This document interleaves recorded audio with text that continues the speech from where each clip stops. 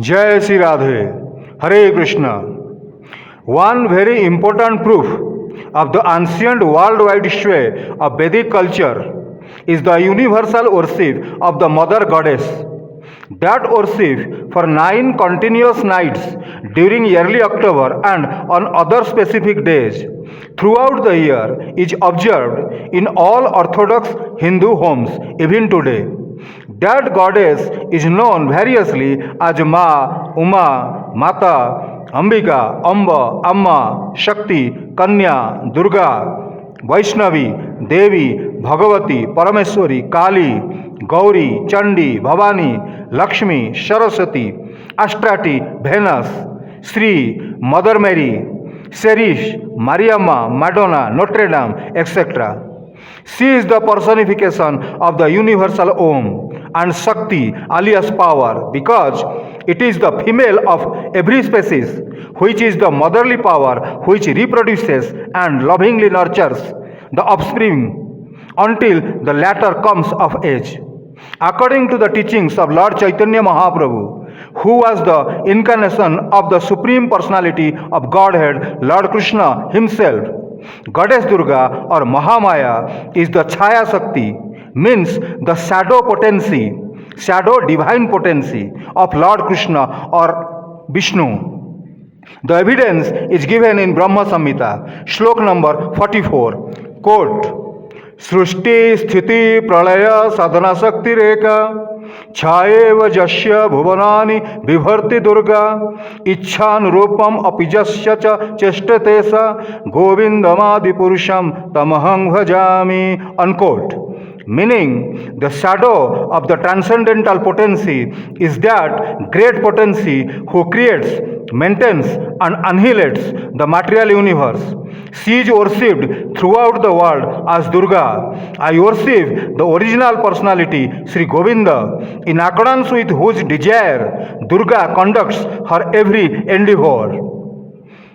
She is known as Shakti also because a tormented female Atma releases tremendous divine energy to batter the miscreant. That is why images of this goddess are depicted in a terror-striking form, a tall, hefty, Amazonian outsized image with eyes bulging inward, a hungry red tongue menacingly hanging out, eager to make mincemeat of desperados, long arms from 4 to 16, handling a variety of weapons, riding a growling tiger or snarling lion, a bleeding demon trampled underfoot, the severed blood-dripping head of another, held by its grisly hair in a left hand, charging at another demon with a sword, and so on. This happens when she appears in this material universe by accepting the mode of tamaha, means ignorance, and rajaha, means the mode of passion, to destroy evil forces. We should always remember that these are universal histories, means itihas, recorded in Hindu Vedic scriptures, namely in the Puranas. These real incidents happen in different planets or planetary systems and in different times. This is also indirect graphic presentation to impress on human beings the Vedic dictum that those who trifle with, insult, defile or dishonor womanhood or motherhood will be visited by such terrible vengeance. All Vedic lessons and law applicable to human life are thus enchantingly, beautifully and dexterously woven into the rituals and observances of daily Vedic routine, so as not to leave anybody from prince to pauper, rustic, scholar, and man or woman uninformed and uninfluenced. The wisdom of ages and sages has been enshrined in everyday do's and don'ts of Vedic routine, such as not touching plant life after sunset because they exude carbon dioxide, not sleeping with the feet towards the south, so that the magnetic north pole may not tug at the inert head, which is the hardest and heaviest organ of the body, enclosing a sensitive psychic mechanism. Conversely, laying a corpse with its feet to the south to ensure quicker disintegration and also to distinguish it from a sleeping person, etc. The Vedic practice is to write or print at the top of every letter the name of some deity or proclaim one's obeisance to it, and then proceed to write the rest of the letter. Though this has now hardened into an empty formality, yet the original aim is to remind oneself, namely the writer himself and the addressee, that the contents of the letter are truthful and that they are written in all honesty and affection in pursuance of the divine aim of ensuring purity of conduct and fulfillment of a duty. According to Vedic tradition, one is expected to write down only that which is right. Again, according to Vedic spiritual science, Goddess Saraswati and Lord Ganesh are the presiding deities of Bani, Vidya and Vigna. Bani means speech, Vidya means knowledge, and Vigna means obstacle. The power of speech of all living entities comes by the mercy of Goddess Saraswati, and Lord Ganesh eradicates all the obstacles in the path of the living entities in the sojourn of his life.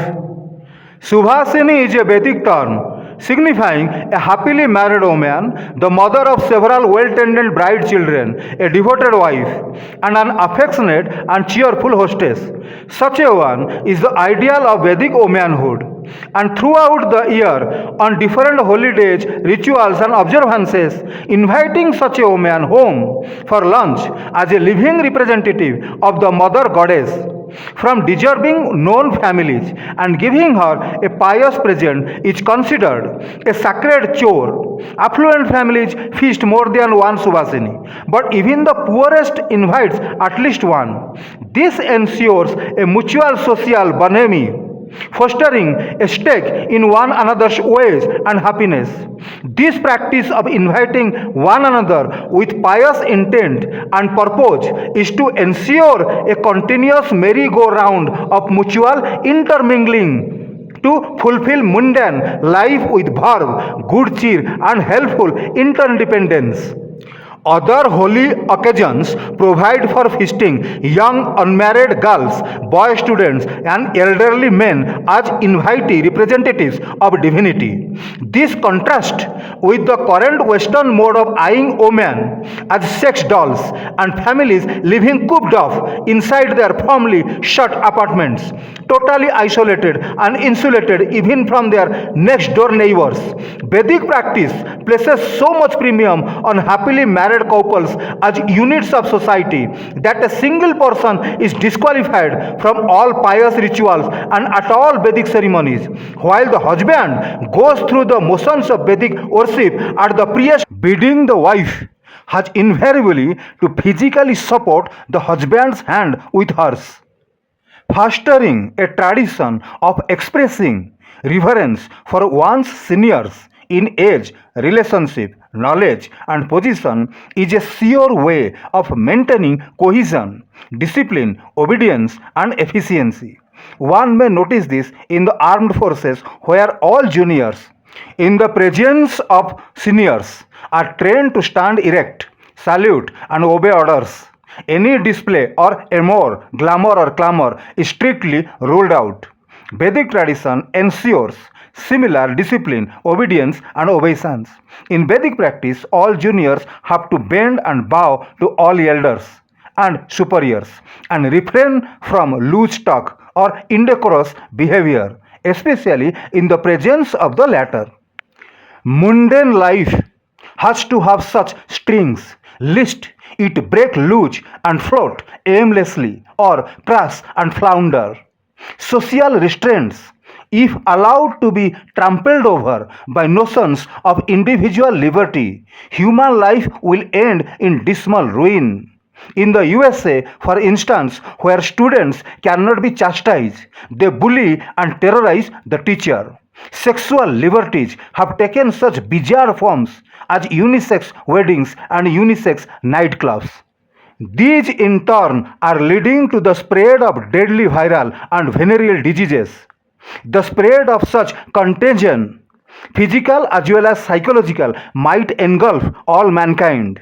A return to Vedic law and order is the only way to ensure peaceful, united, contented, and happy human existence. Vedic marital discipline fosters a spirit of steadfastness, affection, and loyalty in the family unit, in the very manner in which marital discipline ensures cohesive bonds in a military unit. Contrarily, under conditions of unrestrained individual liberty, where everyone may pull in his or her own sweet direction, the social fabric is bound to be torn to bits. Unlike other profit-oriented religions, Vedic culture lays stress on good behavior all 24 hours throughout one's life, irrespective of whether one is knowledgeable or ignorant of Vedic doctrines. This is like what is expected of a soldier, namely patriotism and bravery in combat, and not mere erudite prattle on military theory. Human procreation has its parallel in the metal casting process. In a metal casting factory, the molten metal poured into the mold hardens into the shape of the mold and acquires the strength and characteristics of the ingredients of the liquid poured. Similarly, the female womb is a mold.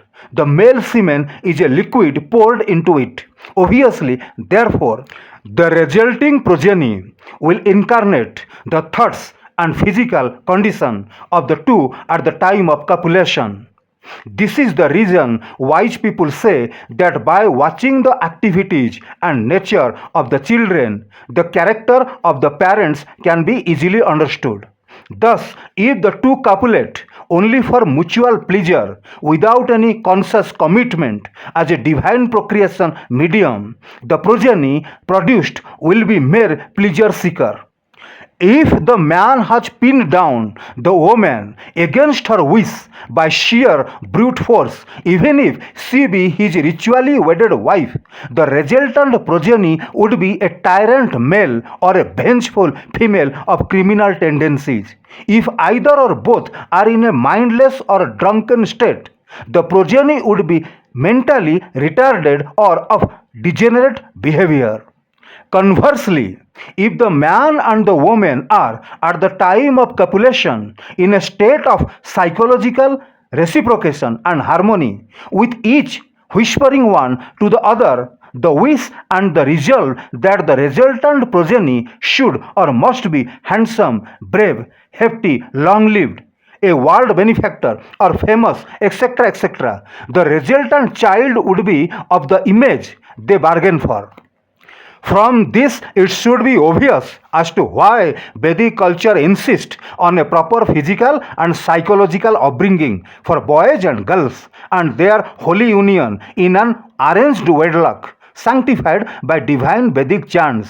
All this is to ensure that the world does not get stuck with diseased, deformed, decrepit, ugly, destitute, and criminal people who make life hell for themselves and for others. This should serve to impress on all concerned to live and multiply only according to Vedic ground rules. The Vedic doctrine of Maya is superb and unparalleled. It is also indicative of the divine origin of Vedic culture because of its grasp of the true nature of earthly human existence. Maya signifies illusion. Vedic training, tradition, and scriptures never stop reminding all human beings that earthly existence is as ephemeral as a dream. While it lasts, it appears to be true, but soon all human activities, ambitions, anxieties, and achievements are reduced to total oblivion. Moreover, Vedic thought also points out the illusion of heady romance and physical gratification that one gets out of sexual indulgence and drug addiction, drinking and smoking, because they all ultimately lead to a disease-ridden, filthy, painful existence, and also at times to tragedies like suicide, murder, or torture.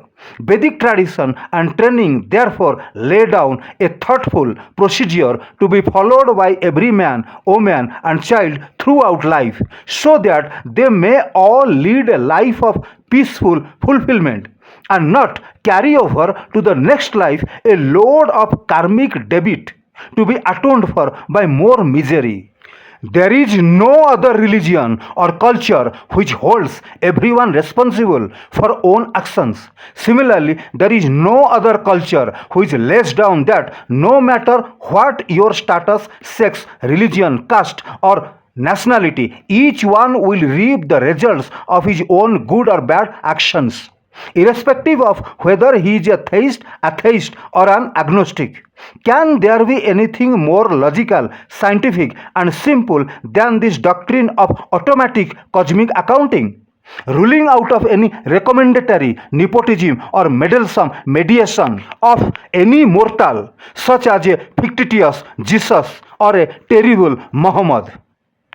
People often wonder how karma first started. If in the first birth, an impartial divinity created everybody equal. To understand this, let us imagine a field game or a stage play. There, initially the manager impartially allots to each the role which he is expected to play well. But as the play proceeds, distinctions of superior and inferior performance begin to creep in. In a card game too, individual skill does play a part apart from the cards dealt. Over numerous births, such bad and good karma gets automatically accounted for, as in a factory balance sheet. In such accounting, the free will karma of any particular birth also makes its contribution to the continuing credit debit account. It is the balance of that account which determines the next birth. Vedic astrology is the science which figures out from the horoscope of the human being the balance of merit and demerit, leading to the estimate of the happiness or sorrow that the person will undergo. Therefore, astrology is as accurate a science as nuclear physics. A man's physique being made of atoms, the atomic physics applicable to human destiny is known as astrology. Just as atomic physics predicts the movements of invisible atoms, astrology foretells the destiny of the invisible Atma from the invisible circulary of the planets in the horoscope.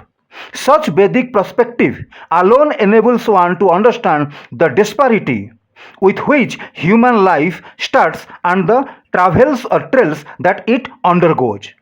Compared to that, the Quranic view that Allah treats some as his own pets, while he deliberately misleads the others, and the Christian view that one may perpetrate anything on anybody and tuck the cloak of Jesus for protection are very primitive, absurd, and childish imagination. Vedic tradition holds everyone fully responsible for his own thought, word, and deed, and points out that the reward or punishment will be automatic, and that no recommendation from any Jesus or Muhammad will be of any avail in the Karma Chakra, means the grinding wheel of action. To enable the common man escape being pulverized to sorrow and misery in that inexorable karmic mechanism, Vedic practice lays down a strict routine from morning till night and birth to death for all human beings, whether Brahmin or non-Brahmin, man or woman, and prince or pauper. There is thus nothing comparable to either Vedic theory or practice.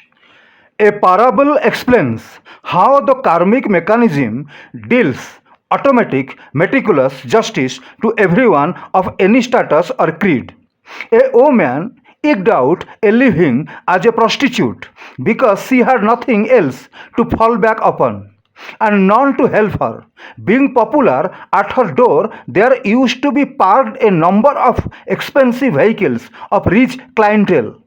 Inside her home, there used to be a gala atmosphere every night with people thronging, swaying to music and dance, and showering money under garish lights. Yet the woman used to rue her fate of having to misuse her body and constantly concentrated her mind, pining and praying to divinity to relieve her from that hell. Opposite her lived a monk, clad in holy apparel, leading an abstemious life, but craving for the riches and popularity of the prostitutes' establishment. In course of time, the prostitute died, since she had no relations caring for her, and since her clientele of pleasure seekers was not interested in her crops. Her body lay unattended, eaten by flies, fleas, ants, and maggots, and was ultimately carted away as rubbish. But her Atma sprung high straight to the topmost heavenly planet to be received in great honor by divinity. Sometime later, when the monk died, his disciples arranged for a reverential funeral with great fanfare, but the man's Atma was refused entry into even the lower heaven. When asked why, the karmic oracle explained, quote, "We here deal even-handed justice. Since the woman means the prostitute had defiled her body, it was dishonored. But her Atma, which rued the helplessness of her existence and pined for a better life, was admitted to an honored position in the topmost heaven." Unquote. Contrarily, the monk's body, which remained holy through its earthly existence, was honored in death, but his Atma was turned away from lower heaven to lead the hellish life it had pined for. So, all those who have been rinsed away from their Vedic ancestry and call themselves Muslims or Christians need to understand this inexorable karmic law. Muslims believe, for instance, that half slitting the throat of an animal or human being and leaving it kicking, writhing, and wriggling in pain and agony becomes holy when done in the name of Allah and is accompanied by a few mutterings from the Black Book Quran. Likewise, entire Christendom too is feverishly busy torturing and slaughtering animals and manufacturing fearful missiles to slaughter humanity. All such two-legged humanoids or demons must remember that there is no magic as such in the name of a Christ, Muhammad, or Baha'u'llah, and that the fancied prospective mediation of a Muhammad or Jesus for gaining special entry into heaven by the front or back door is a chimera. It is futile to expect the automatic karmic portals of heaven to open the magic sesame of a Muhammad or Jesus, or to unlatch on a recommendatory note from either.